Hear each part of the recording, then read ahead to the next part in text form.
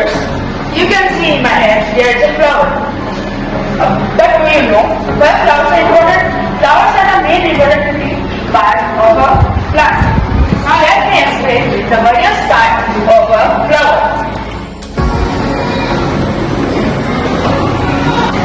This is a petal. A petal is a colored body that attracts, accepts and protects the inner structure of a flower. Now next, this is a sepal. A sepal is the outermost layer of a flower that is green in color. Now, stamen. A stamen is the main reproductive part of a flower. It is divided into two parts, anther and filament. Anther is the head of the stamen that produces pollen grains. Filament. A filament is a filament. A filament is a long, slender structure that holds the anther.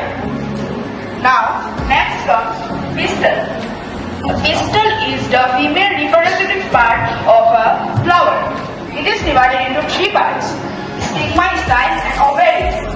Stigma. Stigma is found at the tip of style and contains a sticky substance that hold onto the pollen grains during pollination.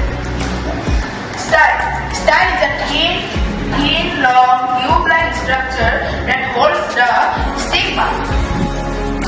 Ovary. Ovary is the solid base that contains ovules or egg cells. And that's the egg. Thank you. Now do you have any questions?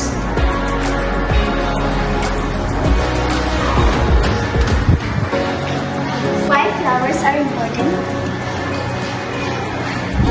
I have only told you, flowers are the main reproductive part of a plant. Now do you have any questions more? Why pollen grains are important? Pollen grains are important for pollination. Now do you have any question more? Thank you everyone for your participation and cooperation.